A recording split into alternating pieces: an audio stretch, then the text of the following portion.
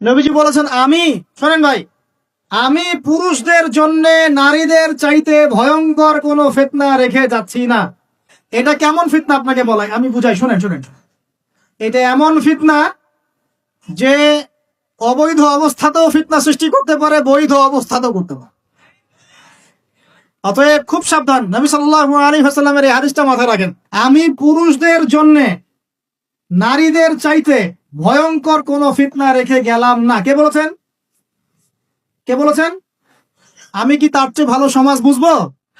অতএব আমার পরামর্শ ভাই, ভালো কাজে ব্যস্ত থাকেন, নিজের আমল নামা গোছান, পাপ ছেড়ে দেন, ভালো কাজে এবং দিনই কাজে মেহনতের সাথে থাকেন।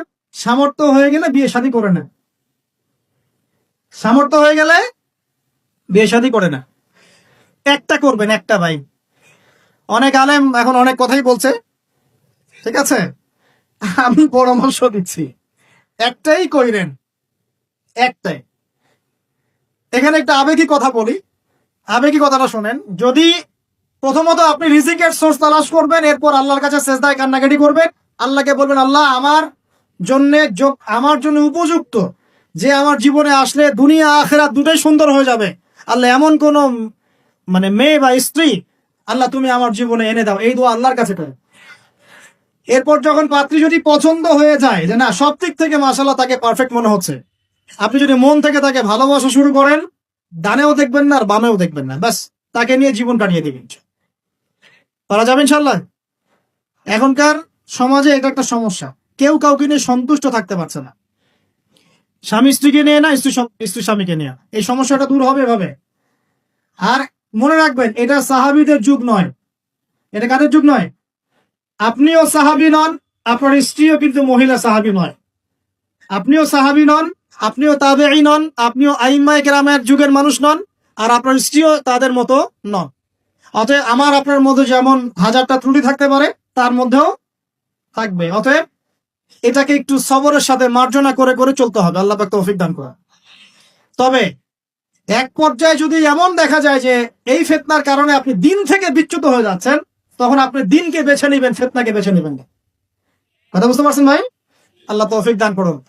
তো প্রিয় ভাই, শেষ করতে হবে, লম্বা করব না, আস্তে আস্তে গুড়িয়ে নিচ্ছি। এক নাম্বার কি কাজ? আত্মশুদ্ধি অর্জনের জন্য ভাই, নিজের চরকায় নিজের নফসের খবর নিব, অন্যের কথা পড়ে আগে নিজে 5 ওয়াক্ত নামাজ পড়বো, নিজে রোজা রাখবো, নিজে যাকাত দিব, নিজে ইসলামের উপর প্রতিষ্ঠা থাকবো ইনশাআল্লাহ।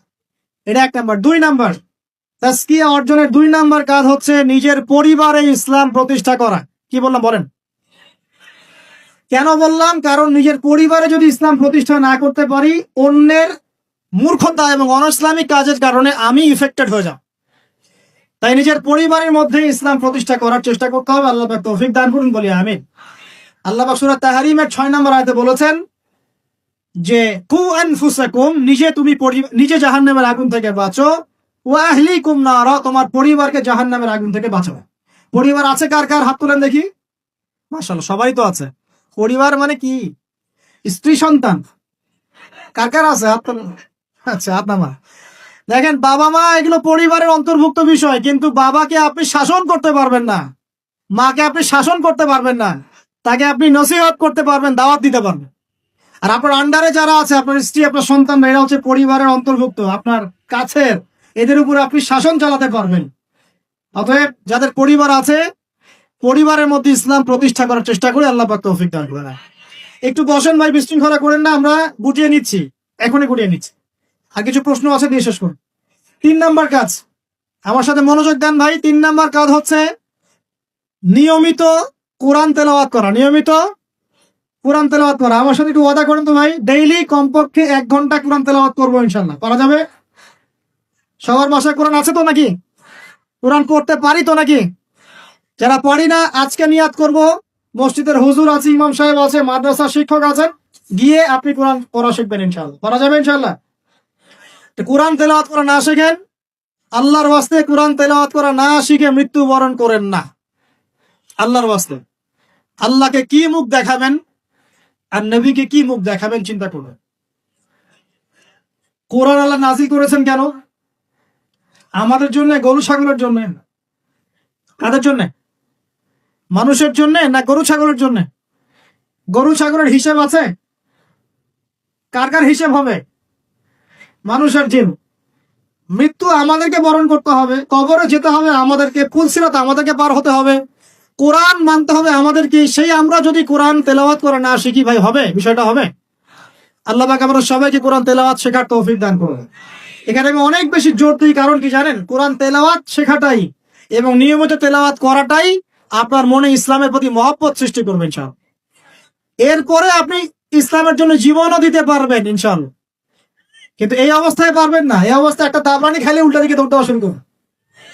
এখন পারবেন না। এখন বলতে পারবেন হ্যাঁ নারায়ে তাকবীর আল্লাহু আকবার, চলো রে, বাস। যখন মাঠে নামবেন ওই দিক থেকে যখন কাউন্টার অ্যাটাক আসবে দেখবেন নাই, আপনি শেষ।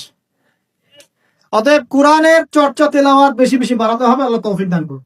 3 নাম্বার। 4 নাম্বার ভাই, দৈনন্দিন জিকির আজগার গুলো ছাড়বো না ইনশাআল্লাহ। দৈনন্দিন জিকির আজগার ছাড়বো না। কেমন? দৈনন্দিন 100 বার বলবো সুবহানাল্লাহ, পারা যাবে? 100 বার সুবহানাল্লাহ বললে 1000 নেকি হবে ইনশাআল্লাহ। দৈনন্দিন 100 বার বলবো আস্তাগফিরুল্লাহ ওয়া আতুবু ইলাইহি, পারবো তো ইনশাআল্লাহ? দৈনন্দিন কমপক্ষে সকালে 10 বার, সন্ধ্যায় 10 বার দরুদ ইব্রাহিম পড়বো ইনশাআল্লাহ, পারবো? দৈনন্দিন পড়বো সুবহানাল্লাহি ওয়া বিহামদিহি সুবহানাল্লাহিল আযীম, পারা যাবে? দৈনন্দিন পড়বো লা হাওলা ওয়ালা কুওয়াতা ইল্লা বিল্লাহ, পারবো? ডেইলি পড়বো লা ইলাহা ইল্লাল্লাহ ওয়াহদাহু লা শারীকা লাহ লাহুল মুলকু ওয়া লাহুল হামদ ওয়া হুয়া আলা কুল্লি শাইইন কাদির, পারা যাবে? দৈনন্দিন পড়বো ইনশাআল্লাহ সুবহানাল্লাহি ওয়া বিহামদিহি আদাদা খালকিহি ওয়া রিদা নাফসিহি ওয়া জিনাতা আরশিহি ওয়া মিদাদা কালিমাতিহি, পারা যাবে ইনশাআল্লাহ? এই সুবহানাল্লাহ, আলহামদুলিল্লাহ, লা ইলাহা ইল্লাল্লাহ, আল্লাহু আকবার, এই যে দরুদ, এই যে জিকির আজগার গুলো আছে, এইগুলো প্রতিদিন করলে আল্লাহর সাথে সম্পর্ক গাঢ় হবে ইনশাআল্লাহ। জিকির করলে কি লাভ হয় আপনাকে একটু বলে দেই। জিকির করলে আল্লাহর সাথে কলবের সম্পর্ক তৈরি হয়। কি হয় ভাই? অন্তরের সাথে আল্লাহ পাকের সাথে একটা কানেকশন তৈরি হয়। জিকির যে ব্যক্তি ছেড়ে দেয় তার অন্তরটা মরে যায়, আর মরা কলবের মধ্যে আল্লাহর নূর আসে না, জিন্দা কলমের মধ্যে আল্লাহর নূর আসে। তাহলে কলব জিন্দা হবে কিভাবে? বেশি বেশি জিকির করার মধ্য দিয়ে। আল্লাহ পাক তৌফিক দান। আবু হুরায়রা রাদিয়াল্লাহু আনহু বলতেন যে হাদিস আমি মুখস্থ করার জন্য অনেক বেশি সুবহানাল্লাহ পড়ি। কতবার পড়েন জিজ্ঞাসা করা হচ্ছে, তিনি বলছেন কত হবে? 10,000 বার। কথা বুঝতে পারছেন? মানে এটা তার নিজস্ব। মনে করেন আপনি প্রতিদিন ইস্তেগফার করতেই থাকেন 10 মিনিট, 15 মিনিট, 20 মিনিট, কতবার করেন আপনি জানেন না, করা যায় না? আপনি একটা সময় বসে দরুদ শরীফ পড়তে থাকেন, আল্লাহুম্মা সাল্লি আলা মুহাম্মাদ, আল্লাহুম্মা সাল্লি আলা মুহাম্মাদ, পারা যায় না? সবার ব্যক্তিগত কিছু আমল থাকে, যে যত বেশি জিকির আজগার করবেন তার কলব তত জিন্দা হবে ইনশাআল্লাহ। আল্লাহ পাক আমাদের সবাইকে বেশি বেশি আল্লাহর জিকির করা তৌফিক দান করুন, বলি আমিন। এটা কত বললাম? 4। 5 নাম্বার, এটা সবচেয়ে বেশি ইম্পর্টেন্ট। কারণ আমি তাসাউফ এবং আত্মশুদ্ধি বই যেটা আছে আল্লামা তাকি উসমানী দামাত বারাকাতু, আল্লামা তাকি উসমানীর বইগুলো বাসায় সবাই কিনবেন। আমি পরামর্শ দিই আল্লামা তাকি উসমানীর যে বইগুলো আছে এগুলো বাসায় কিনে পড়া শুরু করবেন, অনেক গভীর জ্ঞান পাবেন ইনশাআল্লাহ। তো তার তাসাউফ আত্মশুদ্ধি বইয়ের মধ্যে তিনি এনেছেন যে অনেক বড় বড় বুজুর্গানে দিন তারা তাজকিয়ার জন্য এই আমলটাকে বেশি গুরুত্ব দিতেন, সেটা হলো আল্লাহর কাছে বেশি বেশি দোয়া কর। কি করা ভাই? বেশি বেশি দোয়া করা, মানে চলতে ফিরতে দোয়া করতে থাকতেন। কেমন? যেমন ধরেন যে এমনও বুজুর্গ ছিলেন, আলেম দিন ছিলেন, যারা রাস্তায় হাঁটছেন, বাজারে যাচ্ছেন, বাজারে যাওয়ার সময় আল্লাহকে বলছেন, আল্লাহ বাজারে যাচ্ছে, বাজারে আমার কেনাকাটা যেন সহজ হয়। আমরা কি বাজারে যাওয়ার সময় এরকম কথা বলি? বাসায় ঢুকছেন, বলছেন আল্লাহ বাসায় ঢুকছি, বাসার পরিবেশটা যেন ভালো থাকে, এখানে যেন গিয়ে কোনো বিপদের খবর না আসে। আল্লাহ আমি মানে ব্যবসায় যাচ্ছি, আজকের ব্যবসাটা আল্লাহ যেন সুন্দর হয়, ভালো হয়। মানে প্রতিটা কাজেই তারা দোয়া করতে থাকতেন। বুঝতে পারছেন না কথা? প্রতিটা কাজেই দোয়া করতে থাকতেন যে আল্লাহ আমার জুতার ফিতা ছিঁড়ে গেছে, আমার জুতার ফিতা দাও। আল্লাহ আমি খুব ক্ষুধার্ত, আল্লাহ একটু ভালো খাবারের ব্যবস্থা করুন। আল্লাহ আমি খুব পিপাসার্থ, আমার জন্য একটা ভালো হালাল পানির ব্যবস্থা করুন। আল্লাহ আমার সন্তানটা অসুস্থ, আল্লাহ তাকে শেফা দিন। আল্লাহ আমি সন্তানকে রেখে সফরে আসছেন না, বাসায় তুমি ওদেরকে হেফাজত করো। মানে প্রতিটা কাজে প্রতিটা চিন্তা আল্লাহর সাথে শেয়ার কর।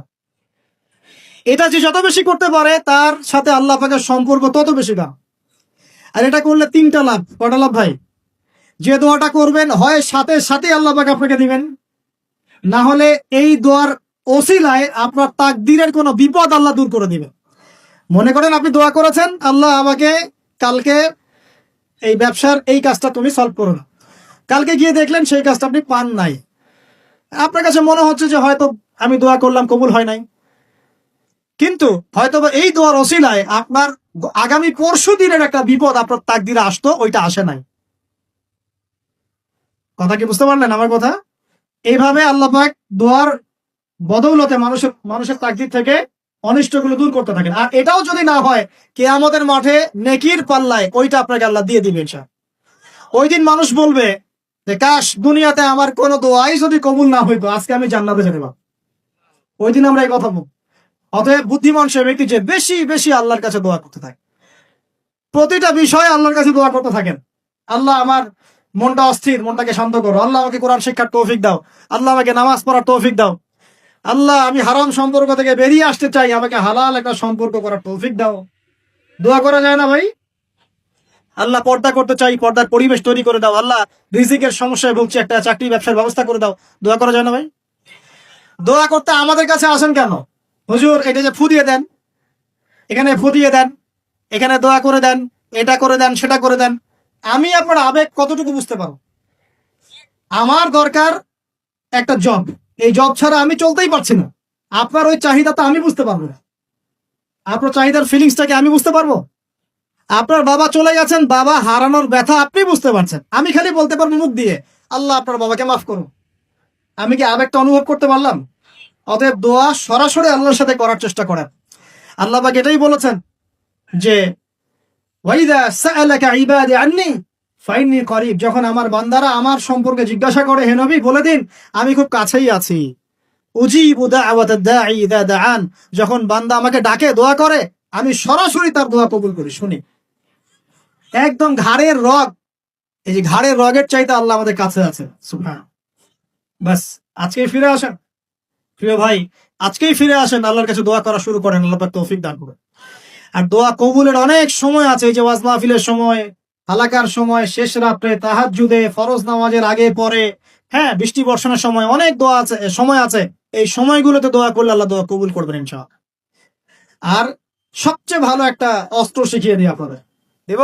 অন্য একদিন বলেছিলাম একটা লেকচার, আরেকবার মনে পড়ে গেল বলে দিই।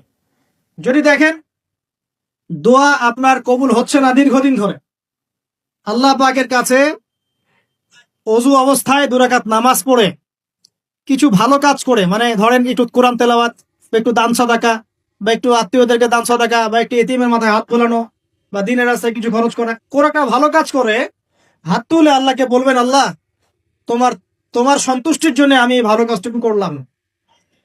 আল্লাহ তোমার তাওহীদ, তোমার তাওহীদ, তাওহীদের কালিমা লা ইলাহা ইল্লাল্লাহ এর ওসিলায় আমার দোয়াটা কবুল কর। ইনশাআল্লাহ তাআলা আপনি আপনার দোয়ার ফল পাবেন ইনশাআল্লাহ।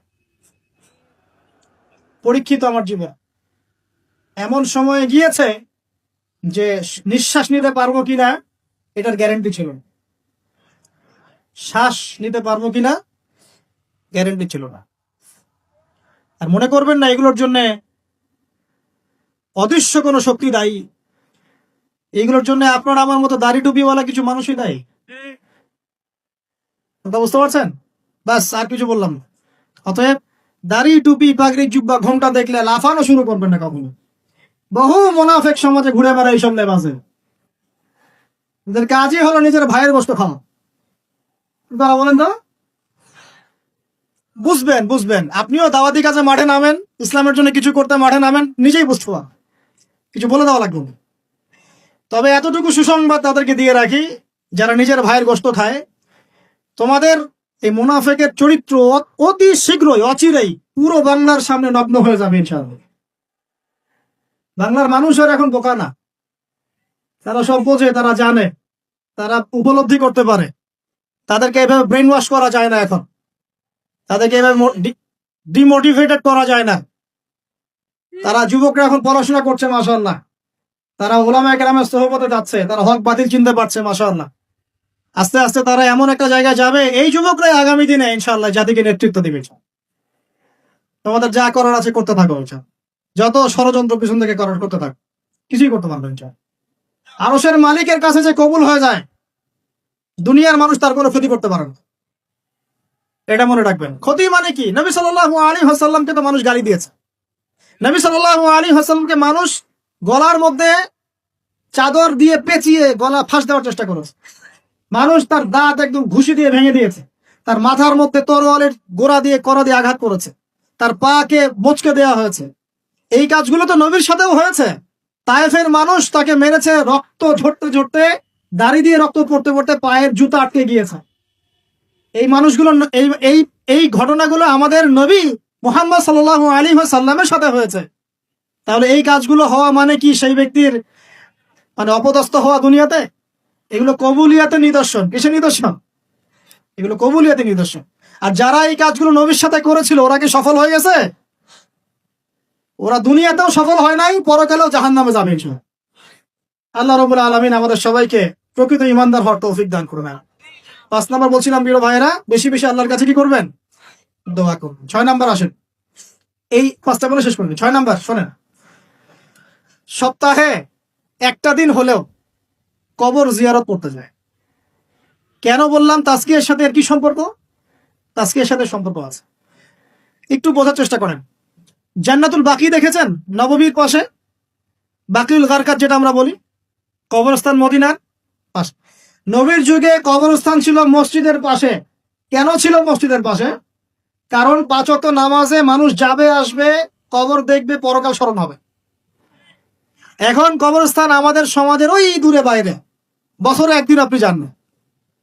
আর এই জীবনটা বস্তুবাদী, সকাল থেকে ওঠা ঘুমানো পর্যন্ত খাওয়া দাওয়া ফুর্তি করা, খালি বস্তুবাদী বিষয়গুলো। এগুলো আমাদেরকে মৌত থেকে ভুলিয়ে রাখে, পরকাল থেকে ভুলিয়ে রাখে। তাই মাঝে মাঝে কবর জিয়ারত করলে আপনার কবর, এটা বন্ধ করো প্লিজ, মাঝে মাঝে কবর জিয়ারত করলে আপনার পরকালের কথা কি হবে? স্মরণ হবে। তখন আপনারও ফিকির হবে যে আমাকেও একদিন এখানে আসতে হবে এবং ইনশাআল্লাহ এই জন্য প্রস্তুতি গ্রহণ করা আমার উচিত। এই ফিকিরটা মনে হবে না? এখন কি মনে হয়?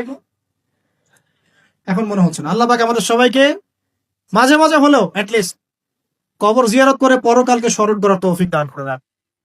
7 নাম্বার, 7 নাম্বারটাও অনেক বেশি ইম্পর্টেন্ট। এটা শোনেন, কি করতেছো তোমরা এখানে?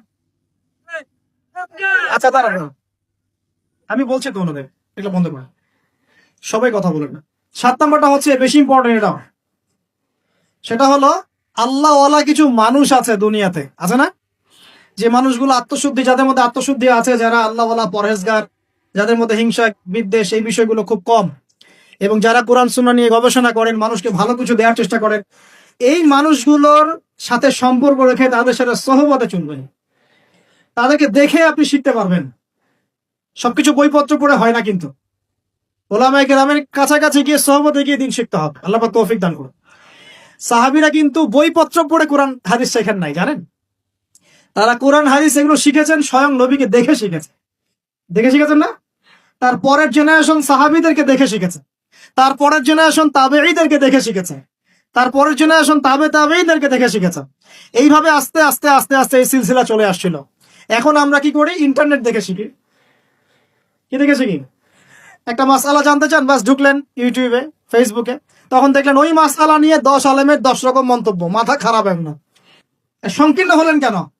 এত সংকীর্ণ হলেন কেন? ইসলাম তো সংকীর্ণ না, এটা তো বৈচিত্র্যময়। এখানে আপনি পরিপূর্ণ জ্ঞান পেতে হলে তাকে খোলা মন লালন করতে হবে, যে যেখানেই হক পাবো সেটাই নিব ইনশাআল্লাহ। হক যেখানে পাবো সেখানে নিব ইনশাআল্লাহ। আমি হককে সীমাবদ্ধ করে ফেললাম কেন? যে আমার শায়েখ যা বোঝেন এইটাই ভাই, এর বাইরে কিছুই না।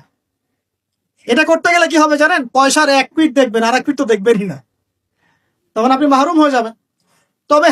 তবে হ্যাঁ এটাও বলে রাখি, যারা একেবারেই সাধারণ মানুষ, একদম সাধারণ কোনো মানুষ, যার এলেম গালাম নাই, কোরআন হাদিস পড়তে জানেন, এমন মানুষ আছে না, একদম রুট লেভেলের, তাদের জন্য অবশ্যই উচিত যে কোনো অন্তত একজন আলেমকে ফলো করা। অন্তত একজন আলেমকে ফলো করা। কারণ আপনি তো কিছু বুঝেন না, কোরআন সুন্নাহ বোঝেনই না, কিছু পড়তেও পারেন না, বুঝতেও পারেন না, কিছুই পারেন না। অতএব একজন আলেমকে আপনি ফলো করে চলেন, ইনশাআল্লাহ আল্লাহ মাফ করবেন ইনশাআল্লাহ। হ্যাঁ, যদি কখনো জানতে পারেন যে আপনার সেই ফলো করা আলেমের অমুক মাসআলাটা কোরআন সুন্নাহর বিরুদ্ধে চলে গেছে, বা এর চেয়েও ভালো কোনো বিশুদ্ধ মাসআলা আছে, তাহলে সেটা আপনি আমল করবেন, সমস্যা কি? তাই বলে বিভক্তি বাড়াবেন না। 7 নাম্বার বলেছিলাম ওলামায়ে কেরামের সোহবতে থাকার চেষ্টা করেন। 8 নাম্বার হচ্ছে ভাই, মনের মধ্যে হিংসা বিদ্বেষ, রিয়া, অহংকার, এই খারাপ রিপুগুলোকে দূর করতে হবে। পারা যাবে কিনা ইনশাআল্লাহ? এটা হলো 8 নাম্বার। মনের মধ্যে হিংসা, বিদ্বেষ, অহংকার, রিয়ার খারাপ রিপুগুলোকে দূর করতে হবে। কিন্তু এটা খুব ডিফিকাল্ট। কিভাবে করবেন? মনে মধ্যে চলে আসতে পারে।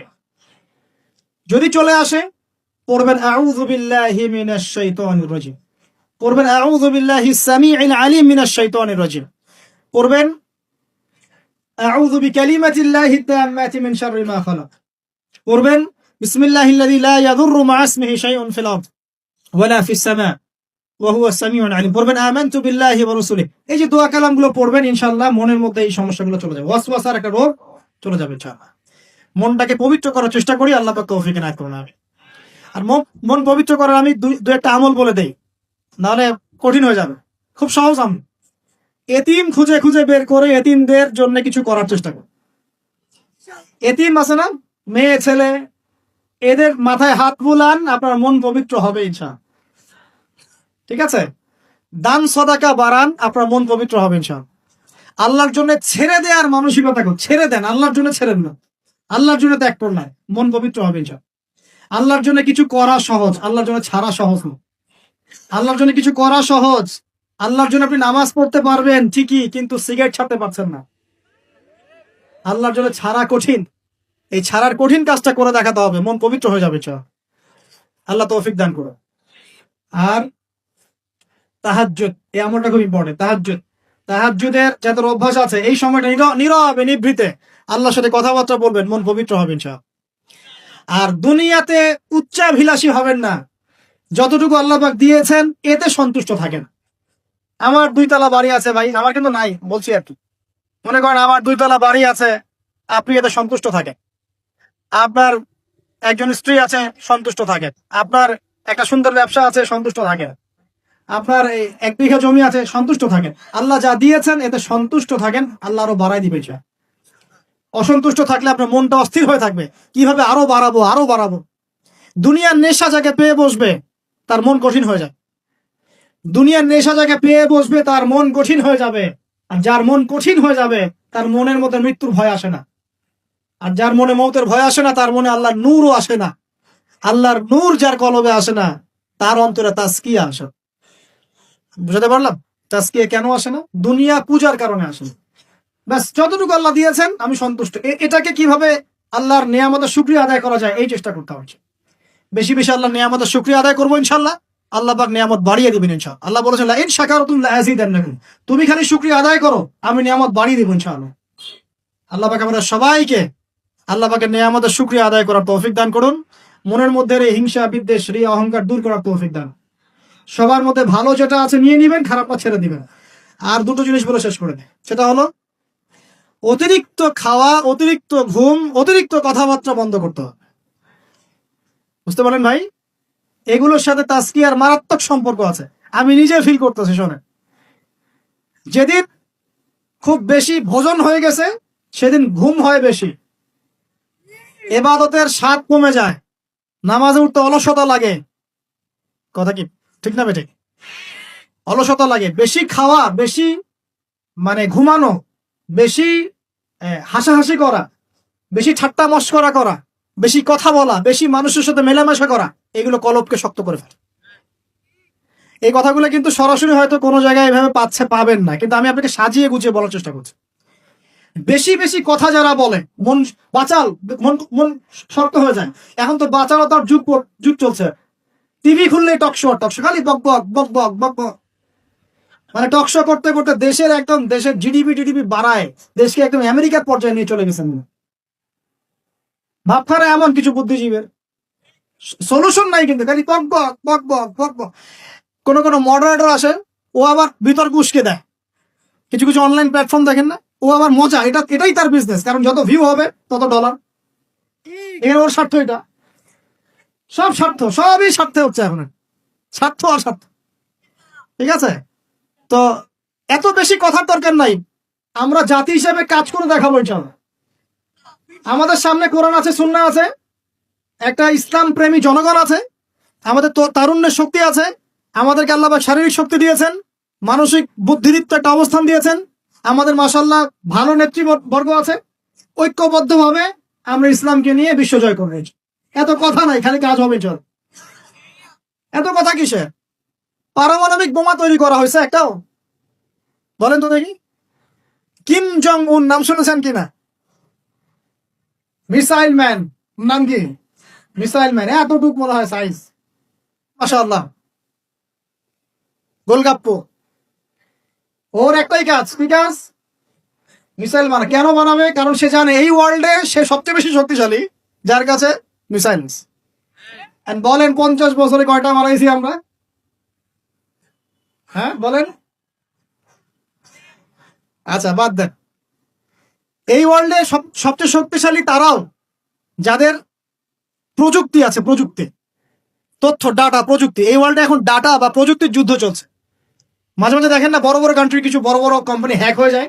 মানে কি, এরা যত প্রযুক্তি নিয়ে নিতে পারে, হ্যাক করতে পারে, তারা আরো বেশি ডাটা পায়, ইনফরমেশন পায়। ইনফরমেশন দিয়ে যুদ্ধ হচ্ছে এখন। বলেন তো আমাদের ইনফরমেশন কত এখন? ওয়ার্ল্ড এগিয়ে যাচ্ছে, বলেন না। প্র্যাকটিক্যাল কথা বলছি আপনাদের সাথে। ওয়ার্ল্ড এগিয়ে যাচ্ছে, মনে করেন যার রিজার্ভ যত বেশি, যার কাছে ডলার যত বেশি আছে। বলেন না, আমার কত আছে? প্রবৃদ্ধি যা যত বেশি ওয়ার্ল্ডে, সে তত ভালো অবস্থানে। বলেন আমার প্রবৃদ্ধির হার কত? এখানে আমি কোন দলের পক্ষে বিপক্ষে বলতে আসি না, আমি আমার এজ এ সাধারণ মানুষ কথা বলছি। যেই থাকুক বলে, এখন ইম্পর্টেন্ট সেক্টর গুলোতে উন্নতি করতে হবে কিনা? এখন কথা বেশি বলবো না কাজ বেশি করবো? বাস, খালি কাজ হবে ইনশাআল্লাহ। আল্লাহ পাক যাদেরকেই দায়িত্ব দেখতে কেন, তারা যেন কাজ করার তৌফিক অর্জন করে। আমরা আমাদের শ্রম দিয়ে, মেধা দিয়ে আমরা জাতিকে সাহায্য করবো ইনশাআল্লাহ। আমরা তরুণ প্রজন্ম, আমাদের মেধা দিয়ে, আমাদের বুদ্ধি দিয়ে, আমাদের শ্রম দিয়ে আমরা ইনশাআল্লাহ তাআলা দেশকে সাহায্য করব, জাতিকে সাহায্য করবো। পারবো না ইনশাআল্লাহ? আমি বলি আপনারা বেশি বেশি পড়াশোনা করেন, বড় বড় পোস্টে যান, দেশের দায়িত্ব নেন, নিয়ে দেশকে এগিয়ে নেন ইনশাআল্লাহ। করা যাবে না ভাই ইনশাআল্লাহ? চ্যালেঞ্জ তো নিতে হবে, খালি বসে বসে সমালোচনা করলে হবে নাকি? খালি বসে বসে সমালোচনা করলে কাজ হবে নাকি? ও এটা পারে না, সে এটা পারে না, ওই দল সেটা পারে না, সেই দল সেটা পারে না, এই করতে করতেই তো এই অবস্থা। আপনি করে দেখাচ্ছেন না কেন? আমরা করে দেখাচ্ছি না কেন? আবার ধর্মীয় অঙ্গনে দেখা যায় ওই আলেম এই ভুল, ওই আলেমের এই সমস্যা, ওই আলেম এই পারে না, ওই আলেম সেই পারে না। আরে ভাই, আপনি আলেম হচ্ছেন না কেন? আপনি আলেম হন, হয়ে কাজ করে দেখান। অমুক বক্তার এই ভুল, তমুক বক্তার সেই ভুল, মাশাআল্লাহ, আবু তো আদনানের এই ভুল। আপনি বক্তা হচ্ছেন না কেন? এই যে চেয়ারে আসেন, বসেন, বসে যান, বসে ওয়াজ করেন নাকি ভাই? এই ওয়াজ করেন না। এগুলো ওয়াজ না, এগুলো কমেডি। কি কমেডি? রুচির দুর্ভিক্ষর অংশ এগুলো। আমাদের যে রুচির দুর্ভিক্ষ দেখা দিয়েছে, এগুলো তার জাজল্যমান প্রমাণ। এগুলো আর বলতে যাচ্ছি না, থাক, আজকে নষ্ট হয়ে যাবে। আর লাস্ট 9 নম্বর বললাম, কি বলছি বলেন তো? মনের এই বিষয়গুলোকে দূর করা। লাস্ট 10 নম্বর যেটা, সেটা হচ্ছে যে 9 নম্বর বলছি মনেরটা। 9 নম্বর বলছি যে অতিরিক্ত খাওয়া, অতিরিক্ত ঘুম, অতিরিক্ত কথা বলা, অতিরিক্ত মানুষের সাথে মেলামেশা করা, এগুলো একটু কমিয়ে যেখানে কাজ হবে সেই কাজটা, যেটা করলে আমার পরকালের উপকারিতা আছে, এটা করো। আর 10 নম্বর লাস্ট এন্ড ফাইনাল, তাজকিয়া বা আত্মশুদ্ধি অর্জন করতে হলে নবী সাল্লাল্লাহু আলাইহি ওয়াসাল্লামের রেখে যাওয়া এই যে দিন ইসলাম, এই ইসলামটাকে প্রতিষ্ঠার চেষ্টা করতে হবে। আল্লাহ পাক তৌফিক দান। ইসলাম যারা প্রতিষ্ঠার চেষ্টা করে, তাদের সাথে আল্লাহ পাকের সবসময় একটা ভালো সম্পর্ক থাকে, এবং সে কখনো খারাপের দিকে যেতে পারবে না। কারণ সে তো একটা বড় দায়িত্ব নিয়ে মাঠে নেমেছে। সে যদি এখন খারাপের দিকে চলে যায়, তাহলে তো জনগণ বিভ্রান্ত হয়ে যাবে এবং তার এই আমানতের খেয়ানত করা হবে। এই ফিকিরই তাকে খারাপ পথে যেতে বাধা দিবে, এবং তাজকিয়া তার মনের মধ্যে থাকবে ইনশাআল্লাহ। সে যদি ডানে বামে চলেও যায়, এই দিন প্রতিষ্ঠার এই যে তাড়না, এটা তাকে আবার ফিরিয়ে নিয়ে আসবে ইসলামের দিকে ইনশাআল্লাহ। আল্লাহ পাক আমাদের যুবক ভাইদেরকে নবী সাল্লাল্লাহু আলাইহি ওয়াসাল্লাম রেখে যাওয়া এই পবিত্র দিন ইসলাম সমাজে পালন করার, প্রচার করার, প্রসার করার, প্রতিষ্ঠা ঘটানোর তৌফিক দান করুন বলি আমিন। আমরা আজকের এই সংক্ষিপ্ত আলোচনা শিখলাম যে তাজকিয়া বা আত্মশুদ্ধি হচ্ছে সমাজ পরিবর্তনের সবচেয়ে ইম্পর্টেন্ট জিনিস, সবচেয়ে ইম্পর্টেন্ট হাতিয়ার। এটা অর্জন করার জন্য অনেক মাধ্যম আছে। আমি আপনাদের জন্য 10টা মাধ্যম আজকে বলেছি। 1 নাম্বার কথা কি বলেছিলাম ভাই? নিজের ফিকির, আগে নিজের নফসের ফিকির করা। 2 নাম্বার কি বলেছিলাম বলেন? হ্যাঁ, নিজের পরিবারের মধ্যে ইসলাম কায়েম করা। মাশাআল্লাহ। 3 নাম্বার কি বলেছিলাম? হ্যাঁ, কোরআনুল কারীম তেলাওয়াত, কোরআনুল কারীম তেলাওয়াত করার কথা বলেছি। 4 নাম্বার কি বলেছি? বেশি বেশি আল্লাহর জিকির করা। 5 নাম্বার বলেন, আমার সাথে বলেন, আল্লাহর কাছে বেশি বেশি দোয়া। 6 নাম্বার মৌতকে স্মরণ মানে কবরকে জিয়ারত করা, মৌতকে স্মরণ করা। 7 নাম্বার হকপন্থী তাজকিয়া প্রাপ্ত উলামায়ে কেরামের সোহবতে থাকা, তাদের লেকচার শোনা, তাদের বই পুস্তক পড়া। ঠিক আছে? 8 নাম্বার কি বলেছে বলেন? হ্যাঁ হ্যাঁ, মনের মধ্যে যত রকম হিংসা, বিদ্বেষ, রিয়া এগুলো আছে, এগুলো সব কি করতে হবে? পরিহার করতে হবে। 9 নাম্বার, 9 না 8 হবে? 9 নাম্বার বেশি কথা, বেশি খাওয়া, বেশি ঘুম, ইভেন বেশি সহবাস, এগুলো ত্যাগ করতে হবে। আল্লাহ ত্যাগ করো। এটাই হালালের কথাই বললাম, হারাম তো বাহার। হারামের যদি চোখ থেকে থাকে আল্লাহর রাস্তে তওবা করেন, কারণ জিনার সাথে সম্পৃক্ত কোনো ব্যক্তির দ্বারা দিনের একামত সম্ভব নয়। জিনা করলেই মনে নূর চলে যাবে। এই যে আজকে লেকচারটা শুনলেন, বাসায় গিয়ে যদি আজকে রাত্রে কোনো নগ্ন মেয়ের ছবি চোখের সামনে পড়ে যায়, আজকের সমস্ত লেকচারের নূর নষ্ট হয়ে যাবে। আপনি নিজেই বুঝতে পারবেন যে আপনার কলব থেকে নূরটা চলে গেল। যদি কেউ আজকে আল্লাহ না করুক ভুল করে কোনো খারাপ মুভি দেখে ফেলেন, বাসায় গিয়ে দেখবেন যে আপনার আজকের যে তাজকিয়া, এই যে ভালো লাগলো কথাগুলো শুনতে, মনটা পবিত্র হলো, ভালো ফিলিংসটা নষ্ট হইলো। হুযায়ফা রাদিয়াল্লাহু আনহু বলতেন, আমরা যখন ইয়া রাসূলুল্লাহ আপনার সাথে থাকি তখন ঈমান বেড়ে যায়, বাসায় গেলে মনে হয় মুনাফিক হয়ে গেছে। তো আর বাসায় গিয়ে যদি আমরা খারাপ কাজে লিপ্ত হয়ে যাই, এই নূর তাজকিয়াটা নষ্ট হয়ে যাবে। আল্লাহ পাক আমাদেরকে বোঝার তৌফিক দান। আর সর্বশেষ সবচেয়ে ইম্পর্টেন্ট, লাস্ট এন্ড ফাইনাল হচ্ছে নবীর রেখে যাওয়া দিন। নবীকে ভালোবাসেন কিনা ভাই? আল্লাহ নবীকে ভালোবাসেন কিনা? নবী কি এখন আছেন? আচ্ছা, নবী সাল্লাল্লাহু আলাইহি ওয়াসাল্লামের রেখে যাওয়া সুন্নত কি আছে? তার উপর নাজিল হওয়া কোরআন কি আছে? তার দ্বীন ইসলামটা আছে কি? না মিটে গেছে? সেই আল্লাহ কি আছেন না নাই? আচ্ছা, আল্লাহ পাক আছেন, তার কিতাব আছে, তার নবীর সুন্নত আছে, তার দ্বীনও আছে। এই দ্বীন পালন করা, প্রচার প্রসার করা, প্রতিষ্ঠার দায়িত্ব কার? কাদের? বাঘ ভাল্লুক করবে? গরু ছাগল করবে? না আমরা যদি সত্যিকারের আশিক রাসূল হয়ে থাকি, আমরা দিন প্রতিষ্ঠা করবো, চেষ্টা করব। প্রতিষ্ঠা মানে কি? আপনার যা আছে তাই দিয়ে দিনকে সাহায্য করা। জমি আছে, একটা মাদ্রাসা করেছেন, দিনের জন্য করলেন, মাশাআল্লাহ। এতিমের দায়িত্ব নিয়েছেন, 10টা, দিনের জন্য করলেন। একটা মসজিদ করেছেন, দিনের জন্য করলেন। একটা বই লিখেছেন, দিনের জন্য। লেকচার দিয়েছেন, দিনের জন্য। খুতবা দিয়েছেন, দিনের জন্য। একটা অ্যাসোসিয়েশন করেছেন, দিনের জন্য করেছেন। দিনের উপকার আসে এমন যে কোনো কিছুই আল্লাহর পথের জিহাদ, ইনশাআল্লাহ। আল্লাহ পাক আমরা সবাইকে দিনের জন্য দাওয়াত এবং জিহাদের তৌফিক দান করুন, বলি আমিন। আজকে আমরা এখানে শেষ করছি। আল্লাহ পাক আমাদের সবাইকে তাজকিয়া অর্জন করার তৌফিক দান করুন, এই 10টা গুণাবলী অর্জন করার তৌফিক দান করুন।